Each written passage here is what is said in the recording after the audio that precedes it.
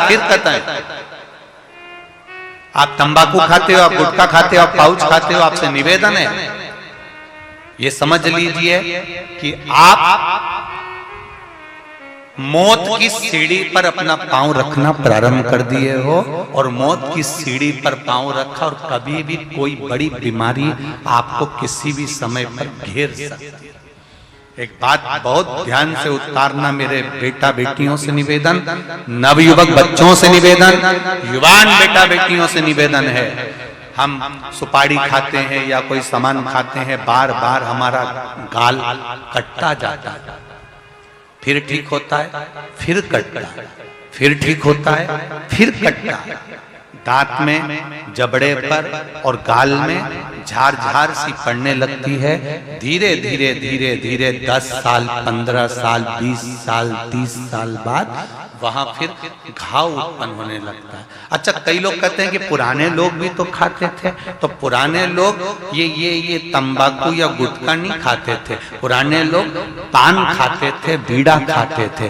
पान में चूना लगता था, कत्था लगता था और पान में एक तंतु होता है बीच का, वो तंतु एक ऐसा होता है जो अंदर बीमारी को पनपने नहीं देता। इसलिए जो बुजुर्ग लोग जो पान खाने वाले होते हैं, केवल जो पान का सेवन करते हैं, उनको कभी ये बड़ी बीमारी का रोग सताता नहीं है। और जो ये नया नया पाउच आता है जिसपे तुमने देखा होगा उस पे कैंसर का फोटो भी बना रहता है, ये नए नए पाउचों पर कभी तुमने देखा कि पान पर फोटो बना हुआ है, पर पाउच पर, गुटके पर उसका समझो।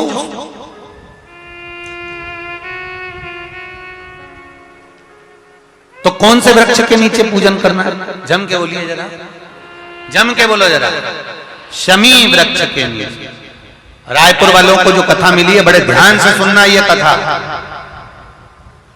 बड़े आनंद के साथ मिली। और जितने लोग आस्था चैनल पर जो सुन रहे हैं, जितने फेसबुक यूट्यूब पर सुन रहे हैं, और यहाँ लाखों की संख्या में लोग बैठे होंगे, कई लोग तो अपनी अपनी टीन के ऊपर, छत के ऊपर चढ़ के बैठे हैं, कोई ट्रैक्टर पर, कोई गाड़ियों पर, कोई खंभों पर चढ़ के बैठे हुए। ध्यान से, बड़े प्रेम से सुनो इस कथा को, बड़े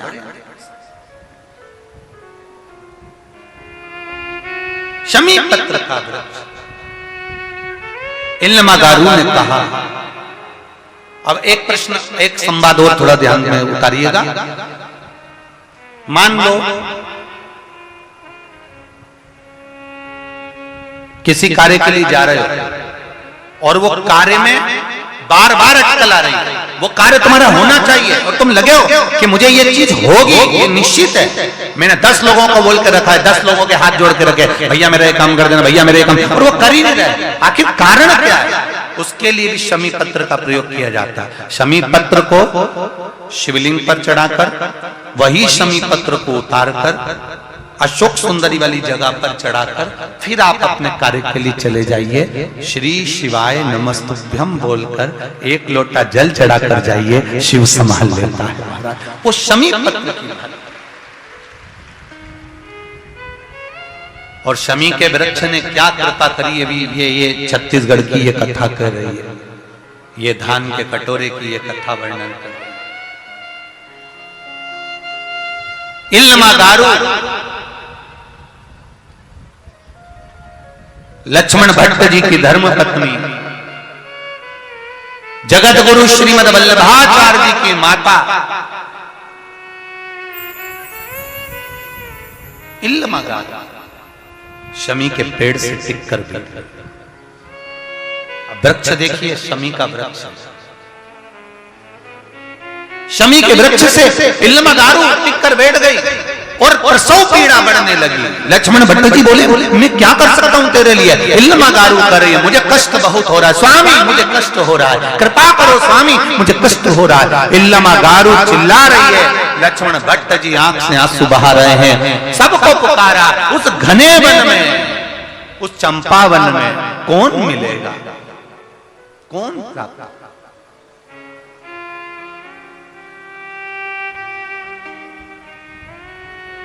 प्रसव पीड़ा बढ़ती चली गई। शाम सारे के सारे जितने लोग साथ में काशी जा रहे थे, सब आगे के नगर में पहुंच गए। आगे के नगर में पहुंचे और इल्लमागारू और लक्ष्मण भट्ट जी वहीं शमी के पेड़ के नीचे रुके। चारों तरफ वन ही वन है और इल्लमागारू के नेत्रों में जल। प्रसव पीड़ा बढ़ती चली जा रही है, बढ़ती गई। लक्ष्मण भट्ट जी बेचैन हो गए। पत्नी की दशा देखकर मैं क्या कर सकता हूँ। तभी समय बीता, रात्रि होने लगी और अंधेरा बढ़ गया। अंधेरा हुआ, अंधेरा होते हुए जब प्रसव पीड़ा बढ़ी, उस प्रसव पीड़ा के बढ़ते ही एक बच्चे का जन्म हो गया, एक बेटे का जन्म हुआ। तो लक्ष्मण भट्ट जी कहते हैं कि अभी तो आपको 9वां महीना होने में समय था इल्लमागारू। 8 मासा 8वें महीने में बच्चे का जन्म हो गया और 8वें महीने में बच्चे का जन्म हुआ। जब लक्ष्मण भट्ट जी के हाथ में बच्चा दिया है इल्लमागारू ने, जब पुत्र दिया है, तो लक्ष्मण भट्ट जी कहते हैं इल्लमा इसमें तो प्राण नहीं है, इसकी श्वास नहीं चल रही है, इसकी धड़कन कार्य नहीं कर रही है, ये मर चुका है, इसके प्राण छूट गए इल्लमा।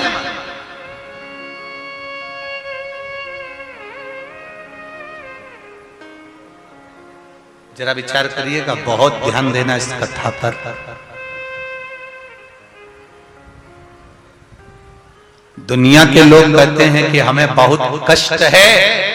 शिव महापुराण की कथा कहती है मनुष्य का शरीर कष्ट को भोगने के लिए ही मिला है।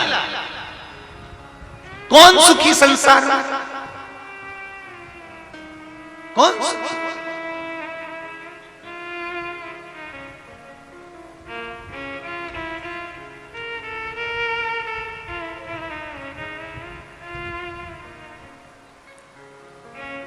पूरी दुनिया में कोई सुखी है?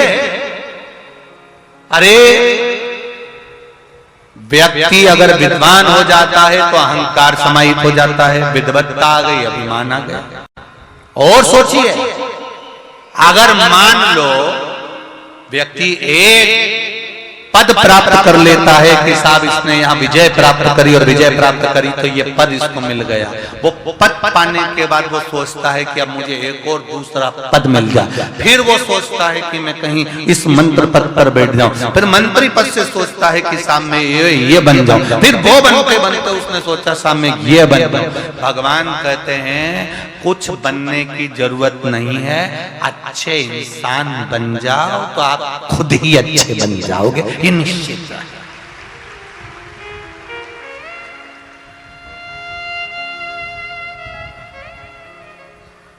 हम पहले भी कथा में कहे, आज फिर कह रहे हैं, आप लोग थोड़ा ध्यान से सुनना, बहुत ध्यान देना इस प्रसंग पर। आप अच्छे इंसान बन जाओ। हम हमारे बच्चों से कहते हैं देख लो श्रवण कुमार को, हम अपने बच्चों से कहते हैं बनना है तो उनके जैसे बनो। हम अपने बच्चों से कहते हैं उसके जैसे बनो। हम अपने बच्चों से कहते हैं उसके जैसे बनो। शिव महापुराण की कथा कहती है आप अपने बच्चों को ये मत कहो कि उसके जैसे बनो, अपने बच्चों को ये कहो कि तुम ऐसे बनो कि आने वाली पीढ़ी कहे कि इसके जैसे बनो। तुम अपने बच्चों को वो बनाने का प्रयास करो।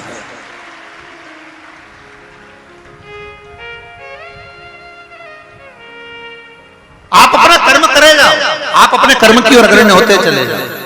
जरा विचार करिए, आज से कुछ सालों पहले का चरित्र निकाल कर देखना, जगह जगह रामचरितमानस, भागवत, गीता, स्मरण सब कुछ होता था। शिव तत्व को कौन जानता था? कौन जानता था शिव महापुराण को? शिव पुराण होती है, शिव पुराण की कथा होती है, शिव पुराण का चरित्र होता है, कौन जानता था? पर धीरे धीरे धीरे धीरे शिव महापुराण का जब विस्तार होते चले गया, लोगों के हृदय में शंकर की कथा बैठती चली गई, तो धीरे धीरे वक्ताओं ने भी, अब तो ढेर, तुम जब टीवी खोलोगे तब कोई ना कोई शिव महापुराण की कथा बाचता हुआ मिल जाएगा। शिव पुराण ने अपना विस्तार कर लिया। आप बनो, कई लोग कहते हैं उनके जैसे बनो, उनके जैसे बनो। आप अपने बच्चों को ज्ञान दीजिए कि ऐसा बनो कि तुम्हें देखकर दूसरे घर के माता पिता कहें कि इनके जैसे बनो।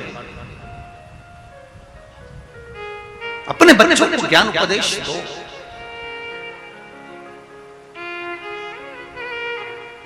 कौन कहता है कि दुख नहीं आता? दुख आता है।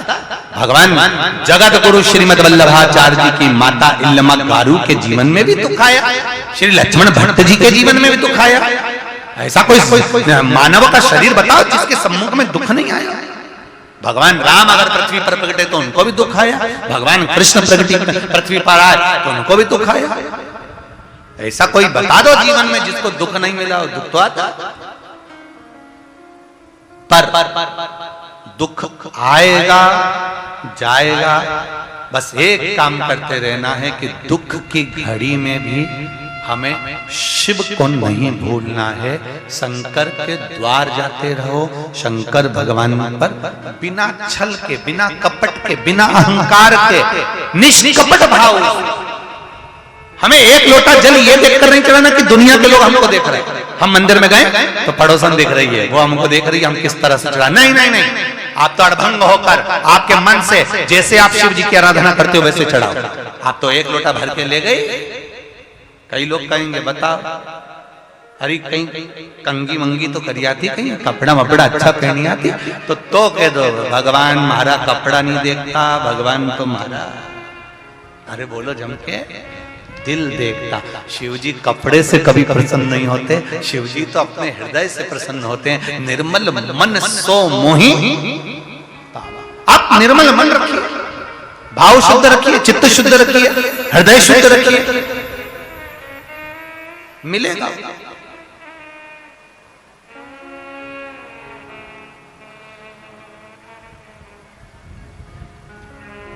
दूसरे को दिखाकर अगर हम एक लोटा जल भी चढ़ा रहे हैं तो भगवान शिव से ये लोग पशुपति व्रत करते हैं और पशुपति व्रत धारण करते हैं तो हम उनसे एक बात हमेशा कहते हैं, आज फिर कह रहे हैं, पशुपति व्रत करने वाले को चाहिए कि सामने वाला व्यक्ति जैसा व्रत कर रहा है अगर उसमें कुछ गलत कर रहा है तो जरूर बताओ, और वो पूछे तो, नहीं तो अपने को ये भी नहीं बोलना कि साहब तुमने पूजन गलत कर ली है। वो अपने दिल से कर रहा है, आप अपने हृदय से। ये जरूर है पशुपति व्रत का जो नियम है वो जरूर बता दो कि साहब 5 व्रत होते हैं और 5वें व्रत में ही पूर्ण करना पड़ता है। अगर बीच में कहीं रजस्वला धर्म आ जाता है तो उसको छोड़ दिया जाता है, अगला व्रत गिन लिया जाता है। 6 दिए मंदिर में ले जाए जाते हैं, 6 दिए पृथ्वी पर रखे जाते हैं, 5 दिए जलाए जाते हैं, 1 दिया पृथ्वी पे से उठाकर वापिस अपनी थाली में रख लिया जाता है। प्रसाद के 3 हिस्से जमीन पर रख दिए जाते हैं, दोने में कागज में प्रसाद जिसमें भी तुम लेकर गए हो, 2 हिस्सा मंदिर में छोड़ दिया जाता है, 1 हिस्सा लेकर आ जाते हैं। छठा दिया घर के अंदर प्रवेश करते समय अपना जो सीधा हाथ है, अपना सीधा हाथ उस ओर बैठ जाओ और घर की ओर मुख कर कर उस दिए को दरवाजे पर लगा दिया जाता है। ऐसा वर्णन कर दो। 5वां व्रत जब पूर्ण हो, 108 चावल के दाने या बेलपत्र या पुष्प या पंखुड़ी जो तुमसे बन जाए समर्पित कर कर एक श्रीफल 11 रुपए बाबा को चढ़ाकर अपने मन से 5 व्रत पूर्ण आराम से करिए। बाबा उसको सुनता। ये पत्रों में भी वही की वही बात लिखी। एक पत्र है,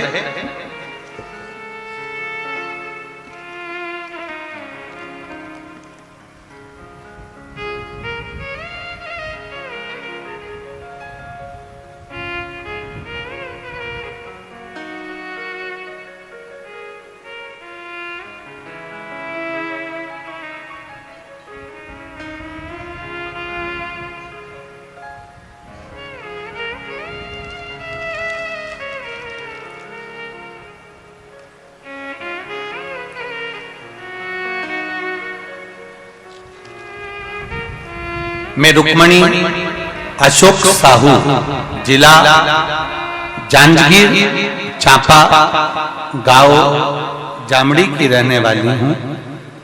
कहीं बैठे हो तो हाथ हिलाइए, कहीं बैठे हो तो अपना दोनों हाथ अवश्य हिलाइएगा। अगर दिखता हो, दिखेंगे क्या? कहीं बैठे, अच्छा उधर है क्या? दोनों हाथ हिला दो एक बार। हाँ ठीक है, दिख गए हो पीछे, बिल्कुल ठीक है।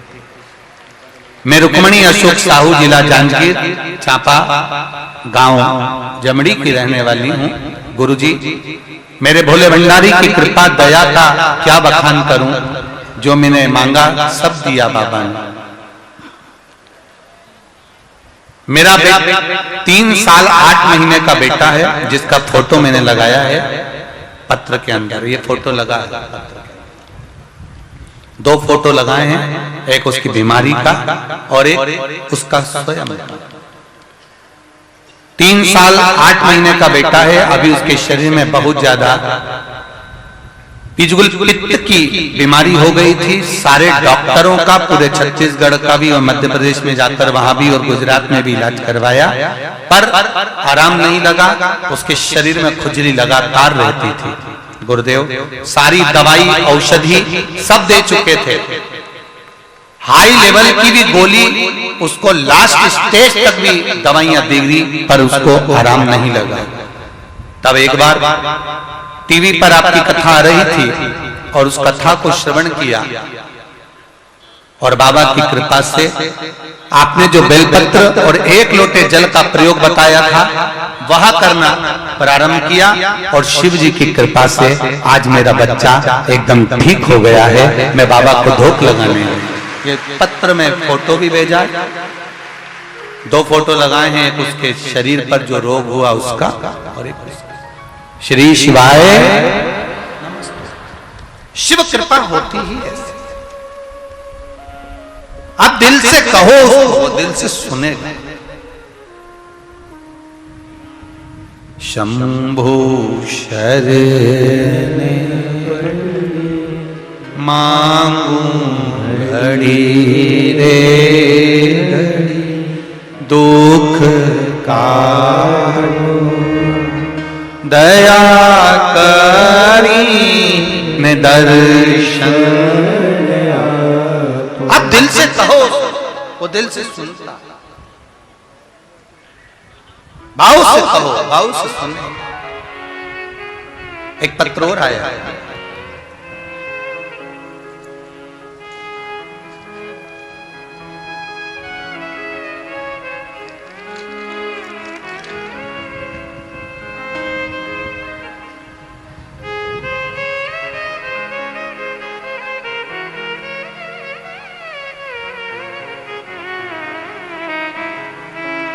हीरा देवी अग्रवाल। मैं हीरा देवी अग्रवाल 70 वर्षीय, पश्चिम बंगाल खड़गपुर से यहां कथा सुनने आई हूं।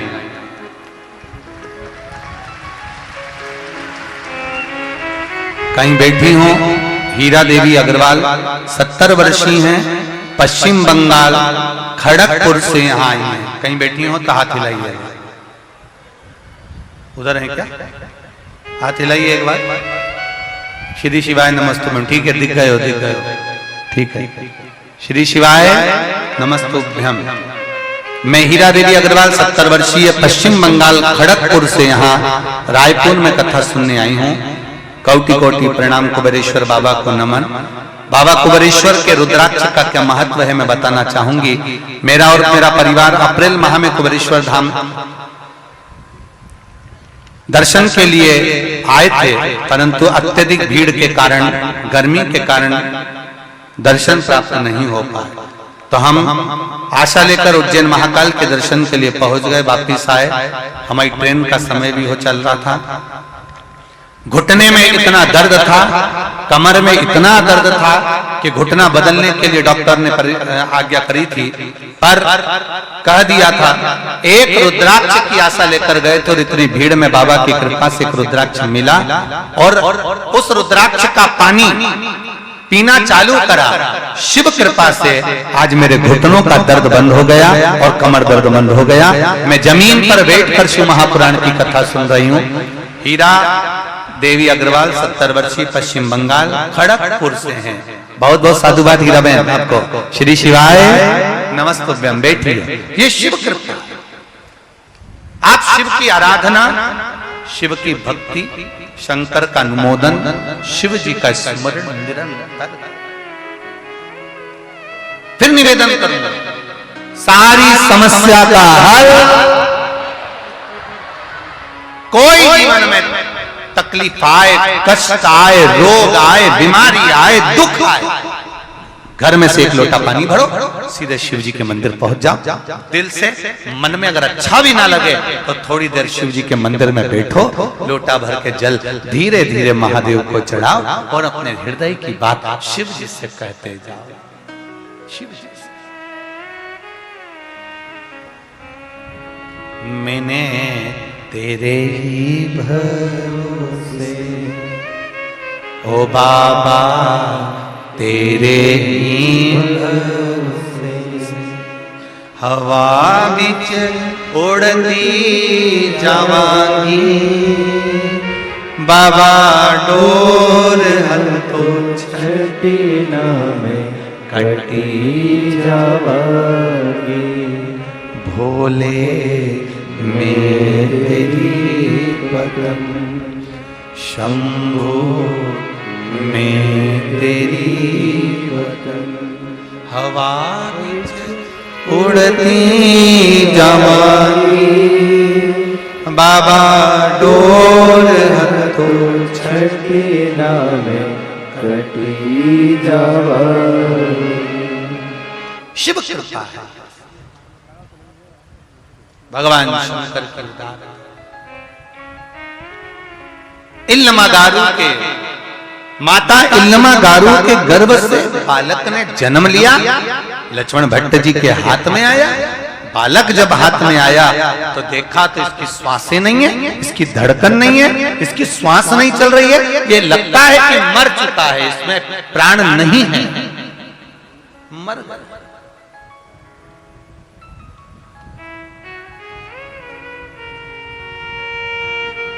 इतना सुंदर कहा है, जरा ध्यान दीजिएगा। शिव महापुराण की कथा कहती है,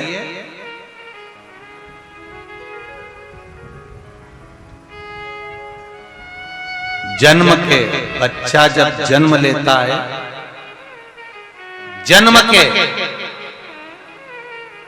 1 महीने पहले अगर 1 लोटा जल शमी पत्र समर्पित कर कर शिव जी पर चढ़ा दिया जाता है तो नारी के गर्भ से जो बच्चा होता है वो कभी विकलांग नहीं हो सकता, मंदबुद्धि नहीं हो सकता, विवेकवान।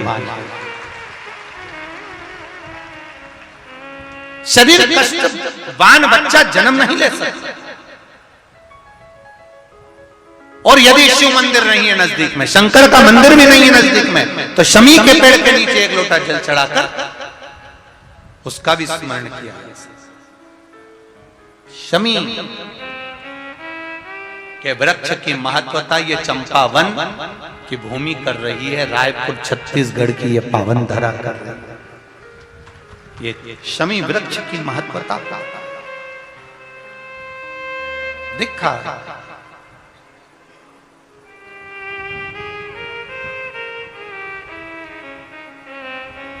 बच्चे में प्राण नहीं है, बच्चे में श्वास नहीं है, बच्चा मर चुका है, 8 मासा बच्चा हुआ है, 8 महीने का हुआ है। लक्ष्मण भट्ट जी ने अपनी पत्नी को कहा, इल्लमागारू ने कहा, स्वामी ये आपका पुत्र है, लीजिए। लक्ष्मण भट्ट जी ने हाथ में लिया। चंपावन की भूमि, लक्ष्मण भट्ट जी के हाथ में जब पुत्र आया, पुत्र को देखा तो इसमें श्वास नहीं, धड़कन नहीं, बहुत उसके शरीर को लक्ष्मण भट्ट जी ने हाथ लगाया, हृदय पर हाथ फेरा, पीठ पर हाथ फेरा, बच्चे को लटका कर देखा पर उसके अंदर प्राण नहीं है। जानकर लक्ष्मण भट्ट जी इल्लमागारू से क्या कहते, अपनी पत्नी को ये बोलना बड़ा कठिन है कि ये पुत्र मर चुका है।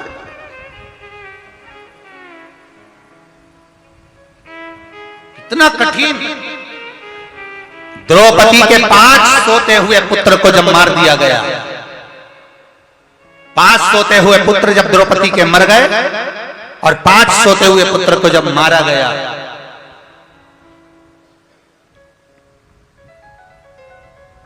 तब द्रौपदी की दशा क्या थी? चीख पड़ी थी द्रौपदी, रो पड़ी थी द्रौपदी, द्रौपदी ने आवाज लगा दी थी, स्वामी स्वामी स्वामी करते करते चिल्लाती हुई गई पांडवों के पास में, मेरे पति मेरे पुत्र का दशा देखिए। पूछा क्या हो गया?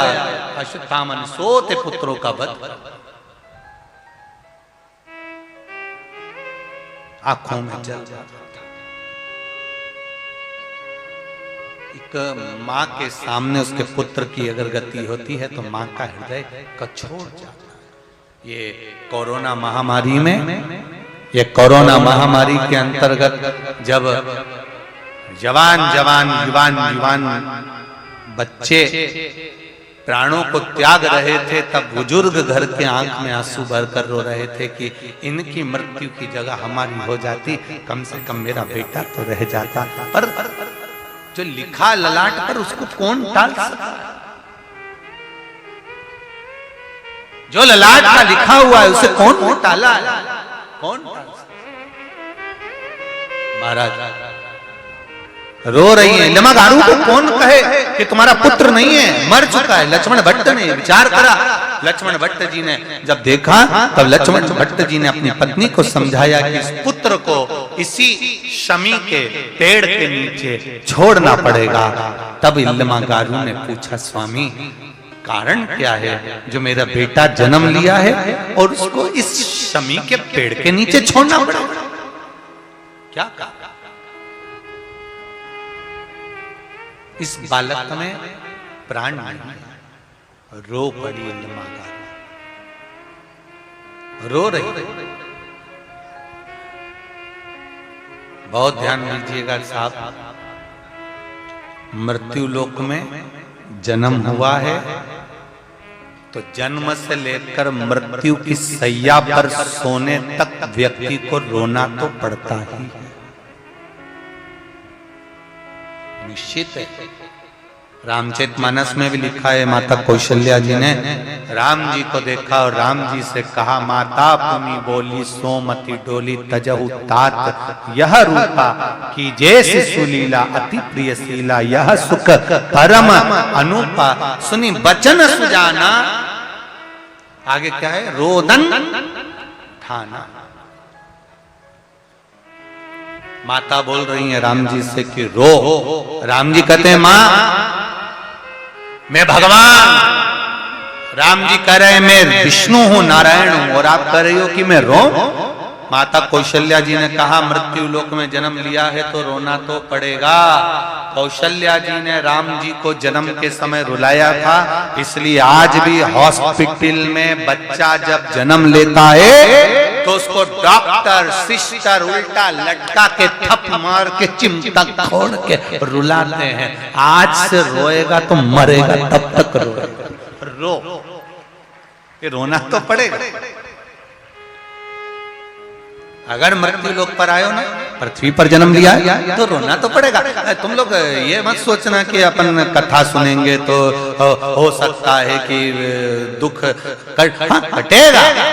ऐसा नहीं है कि दुख नहीं कटेगा। कथा सुनने से, सत्संग करने से, भजन करने से, कीर्तन करने से, मंत्र जाप करने से, श्री शिवाय नमस्तुभ्यम बोलने से, एक लोटा जल चढ़ाने से, राम कृष्ण का स्मरण करने से ऐसा नहीं है कि दुख नहीं कटेगा। कटता है।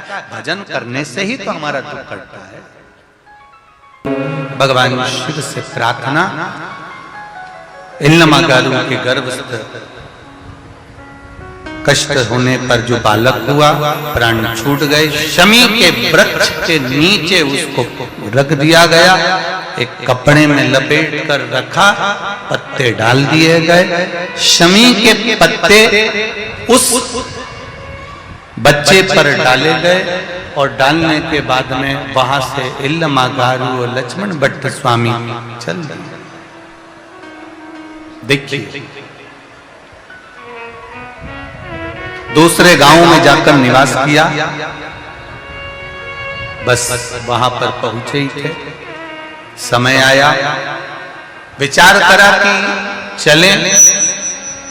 लमागारू ने एक शब्द बड़ा भारी कहा मैं चाहूं रायपुर छत्तीसगढ़ की इस पावन धरा से जितने लोग कथा को सुन रहे हैं वो भी इस शब्द को स्मरण में रहे। इल्लमागारू ने अपने स्वामी लक्ष्मण भट्ट जी से कहा, स्वामी जी अपन काशी जा रहे हैं शिव जी का दर्शन करने के लिए, 1.25 लाख ब्राह्मणों का भोजन कराने के लिए जा रहे हैं। इल्लमागारू ने कहा कि मैंने सुना है कि काशी जाने वाला या शिव जी के द्वार जाने वाला या शंकर का भजन करने वाला, शिव नाम लेने वाला तो कभी दुखी नहीं होता, उसको तो दुख होना ही नहीं चाहिए।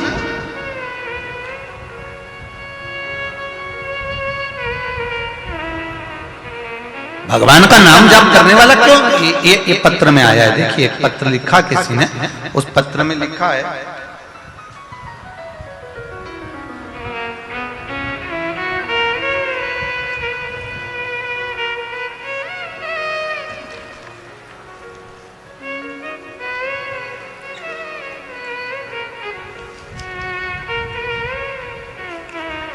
नाम है यशोदा सोनी, भिलाई से है यशोदा सोनी। कहीं बैठी हो तो हाथ हिलाइएगा। यशोदा जी सोनी भिलाई से, कहीं बैठी हो तो हाथ हिलाइएगा दोनों। किधर बैठी दिखे कोई? जहां कहीं भी बैठी हो, यशोदा जी सोनी भिलाई से। मैं 2 वर्ष से शिव महापुराण की कथा को सुन रही हूं गुरु जी। मेरी मां के घुटने में इतना दर्द रहता था कि वह ठीक से उठ बैठ नहीं पाती थी, और मेरे पापा भाई ने वही गांव के पास के डॉक्टर को दिखाया।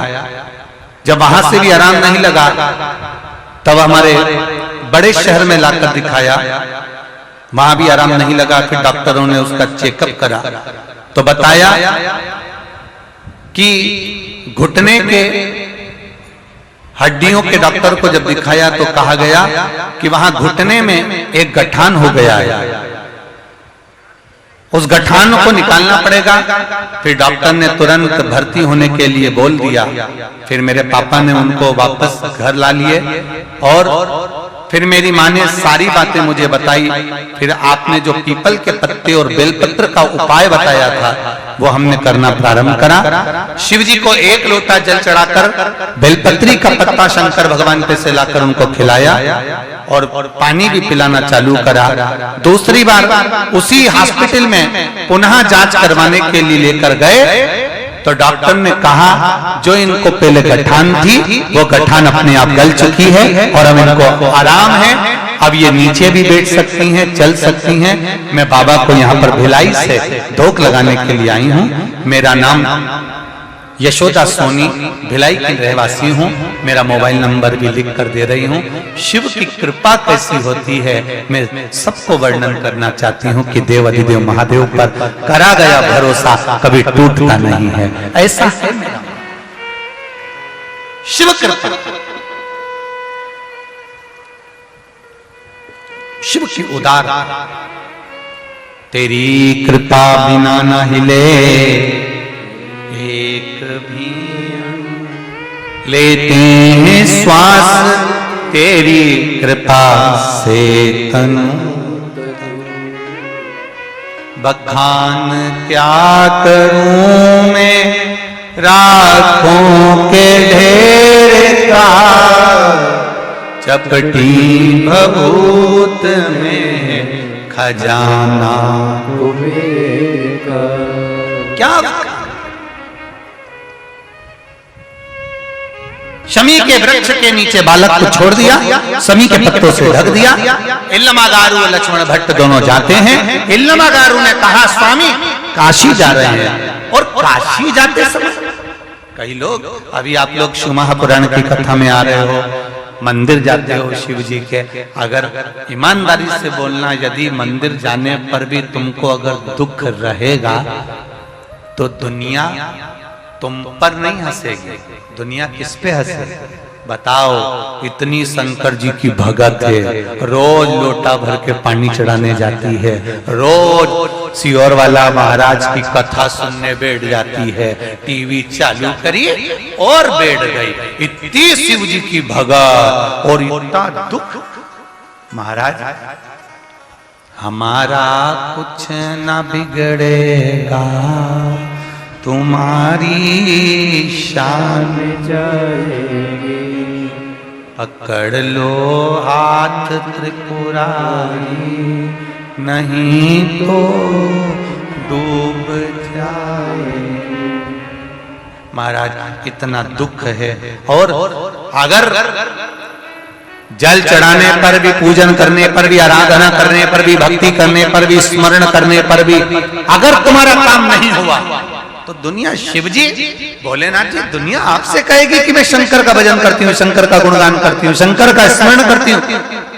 हाँ, वही इल्लमागारू ने कहा कि शिव जी के काशी जा रहे हैं और काशी जाते समय इतना ये घटना घट जाना, गर्भ में बच्चा है और वो बच्चा, गर्भस्थ बच्चा 8 महीने का होकर समाप्त हो जाना, मर जाना, शांत हो जाना। स्वामी, ये बात ठीक नहीं लग रही है। दुनिया क्या कहेगी, लोग क्या कहेंगे, लोगों के मन में क्या भाव प्रकट होगा, लोगों के मन में क्या आएगा। स्वामी, आप बताओ। शंभु,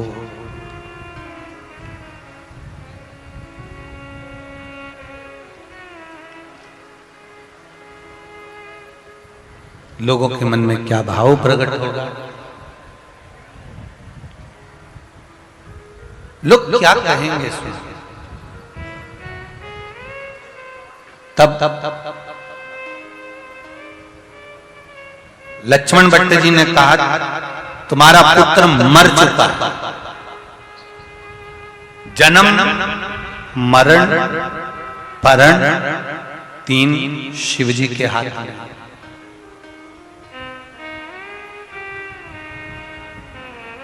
जन्म भी शिव जी के हाथ में, मृत्यु भी शिव जी के हाथ में, और परण, विवाह भी शिव जी के हाथ में। तुम्हारा बेटा मर चुका, अब तुम्हें इसका स्मरण नहीं करना, क्यों दुख कर रही? इल्लमागारू ने एक शब्द कह दिया, स्वामी,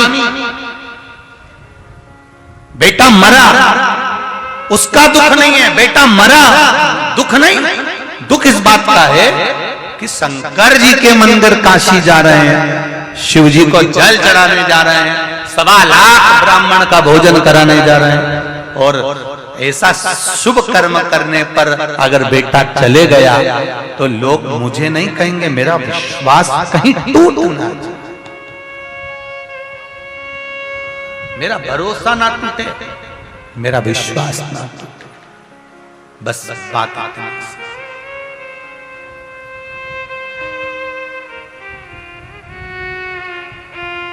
मत चिंता करो। इल्लमागारू ने आंख बंद कर कर जिस गांव में रात्रि में विश्राम करा, बच्चे को छोड़कर, इल्लमागारू ने कहा, मैंने विश्वनाथ सुना है तू सबकी गोद भरता है, और ये सत्य है। 28 साल तक जिसको बच्चे नहीं हुए, मेरे शंकर ने उसकी भी गोद में दे दिए हैं। ये शिव है, ये शिव है। और आपसे भी कहेंगे, जितने लोग, जितने भी भक्त शंकर भगवान के इस पावन रायपुर की धरा पर बैठकर शिव महापुराण की कथा सुन रहे हो, पंडाल के अंदर, पंडाल के बाहर, जहां बैठकर, जमीन पर, भूमि पर, जहां बैठकर शिव महापुराण की कथा सुन रहे हो, मेरा देवाधिदेव महादेव आपको क्या देगा ये तो 3 महीने बाद मालूम पड़ेगा, वो जाने। और उसका काम वो क्या देता है ये वो जान सकते। बसंत जी अग्रवाल जी ने अगर कथा रखी है यहाँ, माता पिता की प्रेरणा से, श्री हनुमंत लाल जी की प्रेरणा से अगर ये कथा हो रही है, तो मैं तो कहूंगा कहीं ना कहीं शिव जो देने वाला है, शंकर जो करने वाला है, वो शिव ही जान सकता। हम तो इस व्यासपीठ से केवल इतना जानते हैं कि जहां कथा कर कर जाएं, उसके बाद में वहां यहां आपसे भी कहेंगे, आप जिस आस और विश्वास के साथ कथा सुन रहे हो, जितने लोग आस्था चैनल पर, जितने लोग फेसबुक यूट्यूब पर सुन रहे हैं, उनसे भी कहेंगे दिल रखकर सुन। बाबा को दिमाग की जरूरत नहीं, दिल की जरूरत है। बाबा कहते हैं दिल से मुझे भज ले। छल से एक लोटा पानी मत चढ़ाना। भीड़ हो रही है, ज्यादा भीड़ हो रही है, चिंता मत करना। क्रोध मत दिखाना। अगर मान लो क्रोध आ भी रहा है, तुम शिव आराधना में, शंकर की भक्ति में शिव मंदिर गए, कोई कह रहा था अभी हमको, हम जब यहाँ आ रहे थे तो किसी ने कहा कि गुरुजी आजकल शिव मंदिरों में इतनी भीड़ होने लगी है और माताएं तो ऐसी घेर के शंकर भगवान को बैठती है ना, लेडीज माताएं, तो ऐसा लगता है ये तो छोड़ेगी नहीं और दूसरे को नंबर ही नहीं लगाने देते। मेरी माताओं से निवेदन है, भेरुओं के ऊपर भी थोड़ी कृपा। ये भाई लोग जो लोटा लेके पानी लेके जाते हैं, तो कम से कम मेरी माताओं से निवेदन है कि थोड़ा जल्दी पूजन करके दूसरे को भी नंबर लगे, दूसरे पर भी, दूसरे का भी मन होता है शिव जी पे जल चढ़ाने का। पर और मान लो माताएं अगर पूजन कर रही और उसने चंदन लगाया और इतने में किसी ने लोटा भर के जल चढ़ा दिया, इतने में तो अभी तक तो ये माता थी, अभी तो माता तक थी, अब माथा तक कब पहुंच जाए इसका कोई ठिकाना नहीं है। 2 मिनट में, अभी तक तो ये महागौरी थी, अभी थोड़ी देर में ये चंद्र घंटा।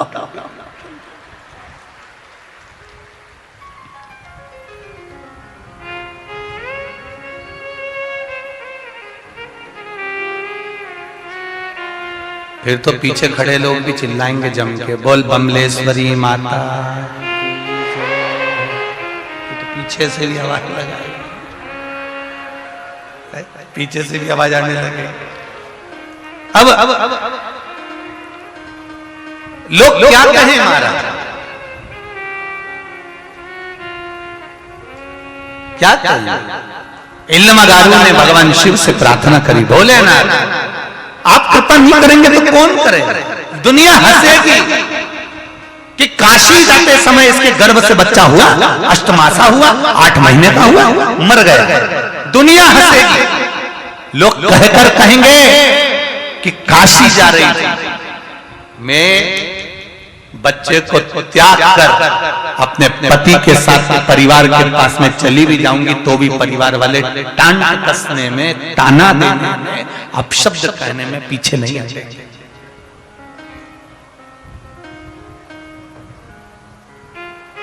हमारा कुछ न बिगड़ेगा, तुम्हारी शान जाएगी, पकड़ लो हाथ त्रिपुरारी, नहीं तो डूब जाए।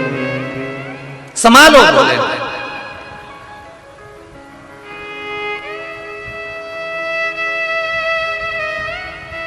शब्द पहुंचा देवऋषि नारद तक। ध्यान दीजिएगा थोड़ा सा, ये कथा बहुत पुरानी नहीं है, इसी कलिकाल की कथा है, इसी कलिकाल की।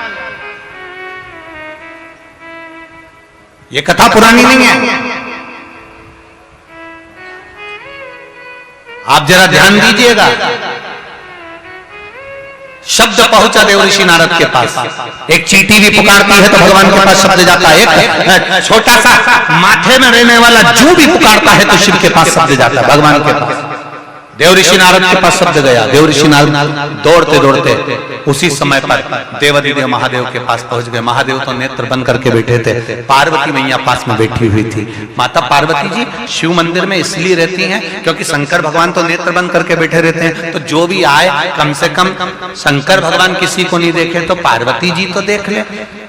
पति दुकान पे रहता है तो पत्नी को घर पे रहना चाहिए, पर पत्नी भी बैग टांग के किटी पार्टी में चली जाए तो मान लो पत्नी बैग टांगे, पति गया इधर दुकान पे और इन्हें और पता ये चलिए सीधे, और मालूम पड़ा कहीं पार्टी में चले गए, कहीं मार्केट चले गए, कहीं खेती बाड़ी में चले गए, कहीं फंक्शन में चले गए, और पति दुकान पर। अब इनके यहाँ मेहमान आए, कोई आए, पत्नी मिले ही नहीं। माता भाई पति तो ठीक है दुकान पे दे, पर कम से कम पत्नी को तो आदर सत्कार करना चाहिए।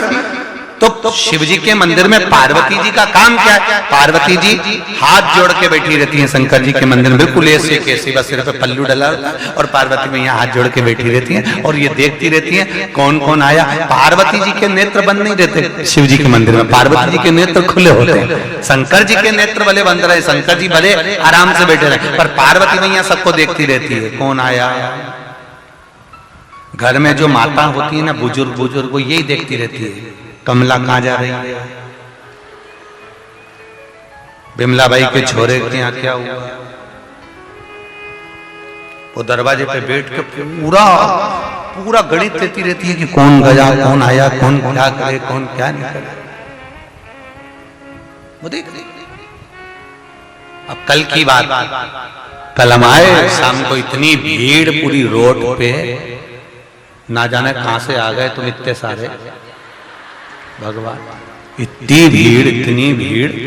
अब सब मत छत पे खड़े, और छत पे भी वो गैलरी, और गैलरी में भी वो सीढ़ियां, और सीढ़ियों पे भी चढ़े। अब हम तो भले गाड़ी में इशारा भी कर रहे, अब इशारा भी कर रहे कि खसक जाओ, खसक जाओ। अब ये समझी कि और आ गया। अब हम कह रहे ऐसे, और ये चली तो, और ना जाने कौन थी भगवान, तो वो चली तो उन्हें यूं पांव धरा और गैलरी पे बैठ गई। ले भगवान, हमने भी सोचा सबले बढ़िया छत्तीसगढ़, फिर हमने एक बार भी ऐसा नहीं किया कि ऐसे खस। हमने कहा हो सकता है कि थोड़ा वो समझ रही हो कि और अब मालूम पड़े थोड़ी बहुत पड़ी तो और कूदी गई। तो अब वहां से थोड़ी दूरी निकले थे, इतनी देर में एक जगह स्टेज लगा था, और स्टेज पे से एक दादा चढ़े तो वो गाड़ी के बोनट पे चल गए।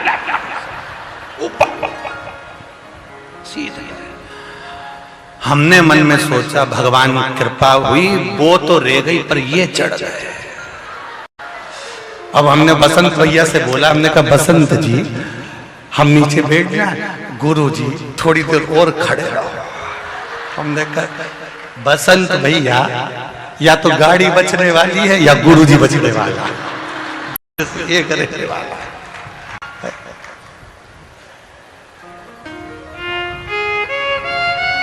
लोग फूल भी मार रहे थे तो ऐसे मार रहे थे जैसे पूरा बदला आज ही लेंगे। वो एक बहन ने तो हमको लिख के भी भेजा समिति में कि गुरुजी फूल मार मार के पीले फूल से तुम्हें लाल कर दिया। छत्तीसगढ़ शिव कृपा। पार्वती मैया नेत्र खोलकर बैठी हो शिव जी का। पार्वती जी से देवऋषि नारद ने कहा माँ, पार्वती जी ने पूछा क्या हुआ माँ, आपसे कुछ कहना है। शिव जी ने पूछा, पार्वती जी पूछी देवऋषि नारद हुआ क्या ये तो बताओ। बस माँ आपसे कुछ बात करना है। क्या कहना चाहते, कहना क्या चाहते। देवऋषि नारद ने फिर पार्वती मैया ने पूछा हुआ क्या है देवऋषि। देवऋषि नारद कहते हैं एक ब्राह्मण भूमि पर गोदावरी के तट से काशी के लिए जा रहा है और उसकी धर्म पत्नी के गर्भ से एक बच्चा हुआ है 8 महीने का। वो शमी के वृक्ष के नीचे हुआ। पार्वती जी बोली शमी का वृक्ष तो शंकर जी की गोद होती है। माँ उसी शमी वृक्ष के नीचे उस बच्चे को जन्म दिया और वो बच्चा मरा हुआ 8 मासा हुआ। उसके प्राण नहीं है, उसकी धड़कन नहीं, उसकी श्वास नहीं है माँ, इसलिए उसको उसी शमी के वृक्ष के नीचे छोड़ दिया। जरा देखिए, जगत गुरु श्रीमद् वल्लभाचार्य जी का जन्म, दुनिया के लोग भले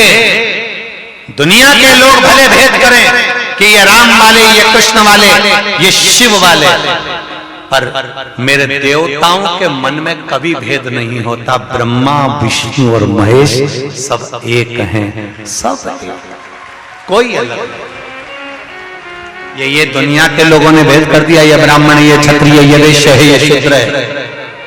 किसी पुराण में, किसी शास्त्र में ऐसा कहा गया हो कि आप ब्राह्मण हो या क्षत्रिय हो या वैश्य हो या शूद्र हो तो किसी एक वर्ण की निंदा करी गई हो कि आप शूद्र की निंदा कर दो या क्षत्रिय की निंदा कर दो या वैश्य की निंदा कर दो या ब्राह्मण की निंदा कर दो? हमारे वेद, हमारे पुराण, हमारे शास्त्र कभी किसी वर्ण की, किसी अन्य धर्म की कभी निंदा करना नहीं बताते हैं। यहां तक शिव पुराण कहती है कि किसी धर्म की भी निंदा मत, किसी धर्म की निंदा मत। आप शंकर जी को मानते हो, आप राम जी को मानते हो, आप उसको मानते हो, आप जिसको भी मानो, आपकी मर्जी है, पर किसी भी भगवान की, किसी देवता की, किसी भी अन्य देव की या किसी अन्य धर्म की कभी निंदा नहीं होना चाहिए। सब जिस भाव से भगवान को रिझा रहे हैं, तुम गुलाब जामुन खा लो, रबड़ी खा लो, मालपुआ खा लो, दाल चावल खा लो, तुम्हारी मर्जी पड़े तो तुम लिट्टी चोखा खा लो, तुम्हारी मर्जी पड़े तो तुम पूरन पोली खा लो, जो भी खाओगे जाना तो पेट में ही है। चाहे तुम राम कहो, चाहे तुम कृष्ण कहो, चाहे तुम शिव कहो, चाहे तुम जो मर्जी पड़े वो बोलो, जाओगे तो एक ही जगह पे कि ये वाला अलग चले जाएगा, वो वाला अलग चले जाएगा। ऐसा होता है कि गुलाब जामुन खाओगे तो साइड में रहेगी और इमरती इधर, समोसा यहीं अड़ा रह जाएगा, भजिया नीचे। कहीं ऐसा हुआ कि राम जी वाला इधर जाएगा, न कृष्ण जी वाला इधर जाएगा, न शिव जी वाला इधर जाएगा? नहीं, सब एक जगह, सब एक स्थान। तुम राम कहो चाहे श्याम कहो, तुम्हारी मर्जी पड़े, राम कहो, कृष्ण कहो, शिव कहो, भवानी कहो, बमलेश्वरी कहो, चामुंडा कहो, तुम्हारी मन पड़े वो कहो, जाओगे एक स्थान। महाराज देवर्षि नारद कर रहे हैं, मेरे मन का एक संशय, एक ब्राह्मण परिवार और ब्राह्मण परिवार की धर्म पत्नी के गर्भ से बच्चा हुआ, समी के पेड़ के नीचे हुआ, और वो समी के पेड़ के नीचे उस मरे हुए बच्चे को छोड़कर चले, उस मरे हुए बच्चे को छोड़कर गए।